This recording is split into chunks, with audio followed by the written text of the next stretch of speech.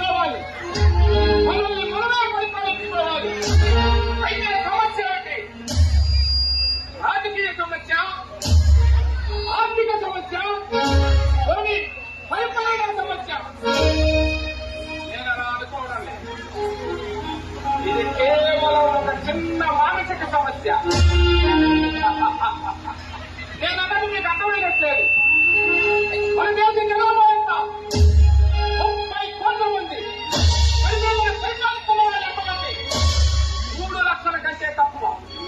అంటే 30 కోట్ల మంది జనాభా వారి స్వతంత్రం మీద వారు దృష్టి పెట్టట్లేదు అనమాట.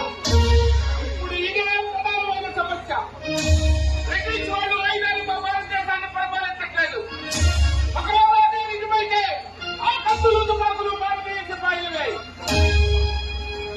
ఇక్కడ బాధాకరమైన విషయం ఏమిటంటే భారతదేశం భారతీయ సిపాయిల ద్వారానే బ్రిటిష్ వశమైంది. ఈ జిల్లాలో ఇన్ని కుటుంబాలు ఉన్నాయి, ఈ తాలూకాలో ఉన్నాయి. ఊరికి ఒక్క సిపాయిలైనా అమరావతి నుంచి బ్రిటిష్ వాళ్ళకి సాధ్యమవుతుందా? ఎప్పటికీ సాధ్యం కాదు.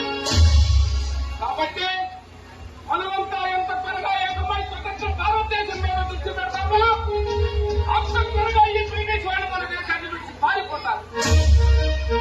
ఎప్పటి నుండి ఆ పని మీద ఉన్నట్టు. ఇందులో కాకు మల్లికార్జున యాదవ్ గారు బిపిన్ చంద్రపాల్ అంటే మనకి ముఖ్యంగా ముగ్గురిని చెప్తాం స్వాతంత్రోద్యమానికి మొదలవాళ్ళు.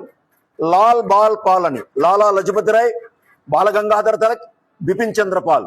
ఇందులో బిపిన్ చంద్రపాల్ క్యారెక్టర్ ని మన కాకు మల్లికార్జునరావు యాదవ్ గారు వేస్తున్నారు. ఇంతకు ముందు కూడా ఆయన వేశారు.